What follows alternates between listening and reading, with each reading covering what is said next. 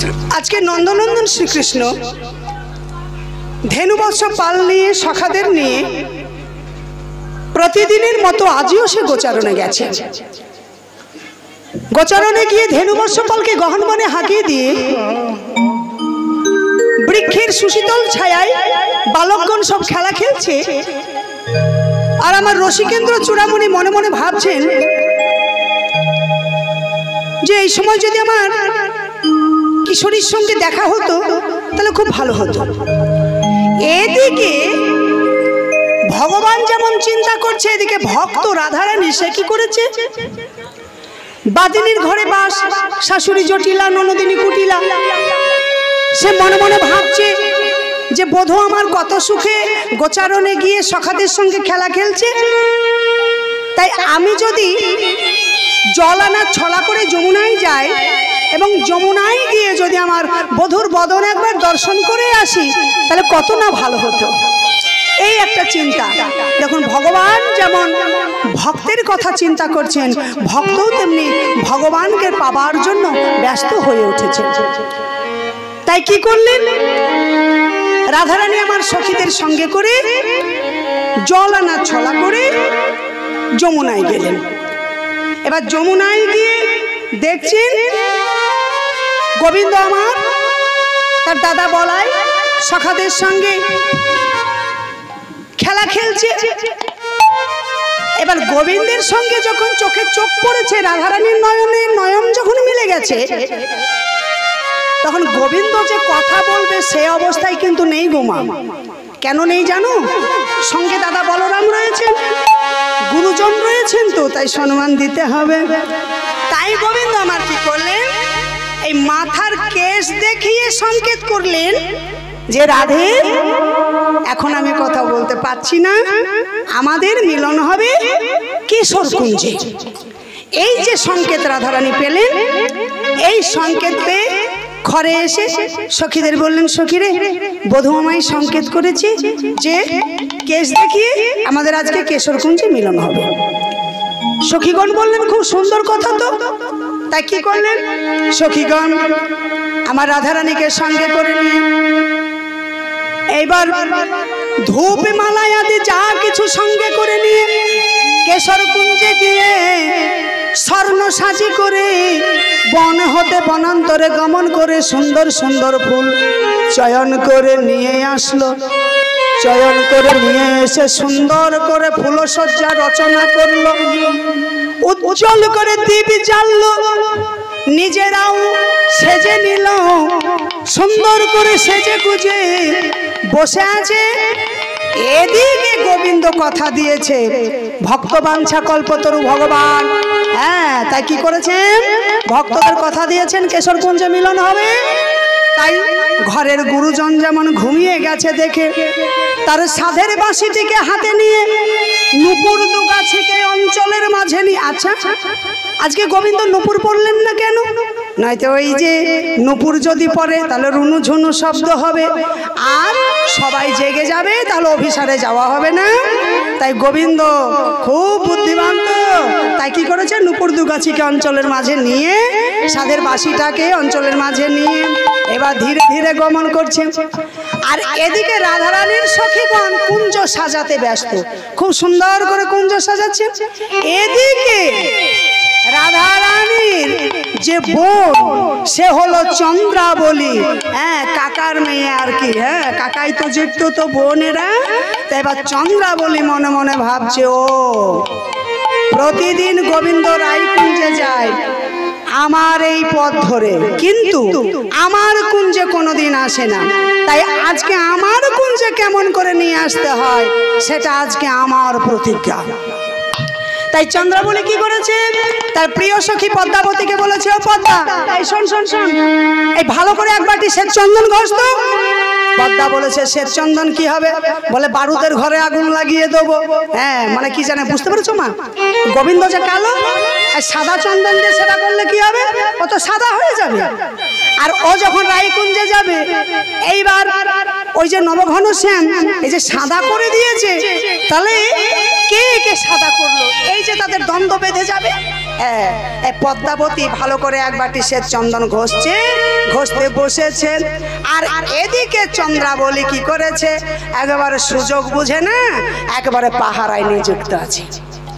এই পথ দিয়ে যেমন গোবিন্দ যাবে, আজকে আর রায়কুঞ্জে যেতে দেব না, আমার কুঞ্জে নিয়ে চলে আসবে। এবার কি করেছে, নয়তো গোবিন্দ চন্দ্রাবলীর কুঞ্জের পাশ দিয়ে যাচ্ছে, আর এমন সময় চন্দ্রাবলী পাহারায় আছে। অমনি চন্দ্রাবলী কি করলে, ওরে এই পথে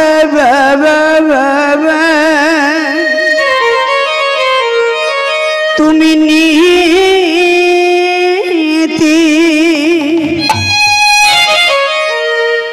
ও নীতি নীতি কর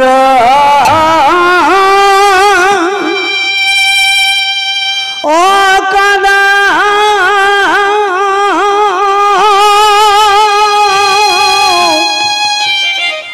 ও কর গোতা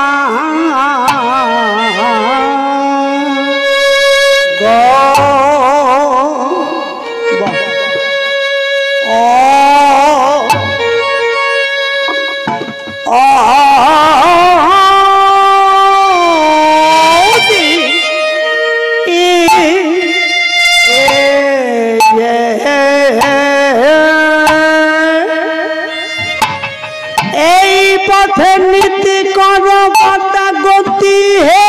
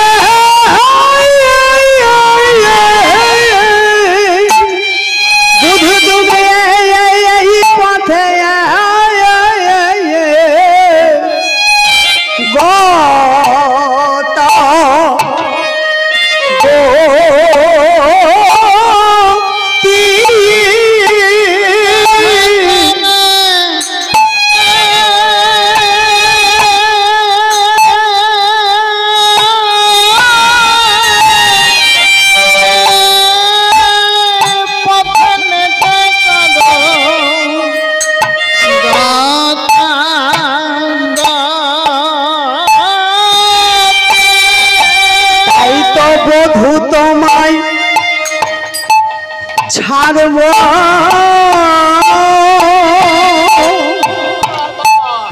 ও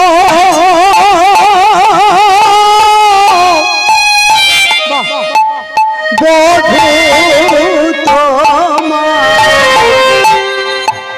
ছাড়ব না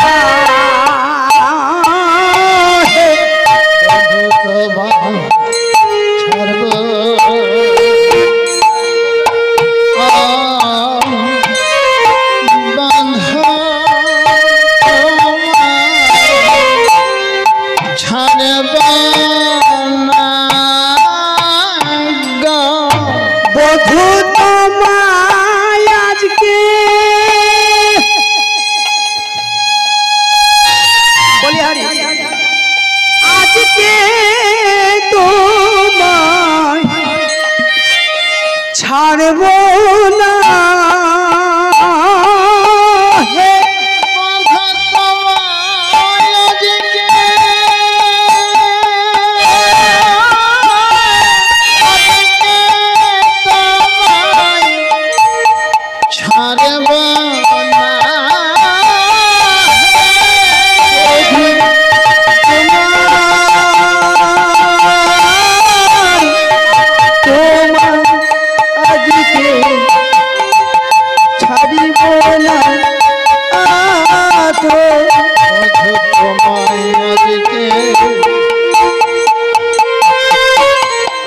আজকে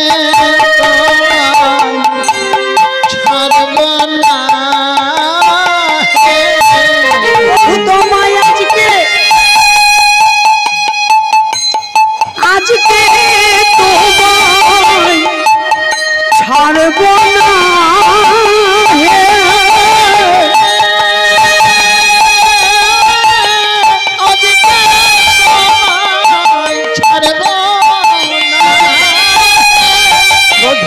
আজকে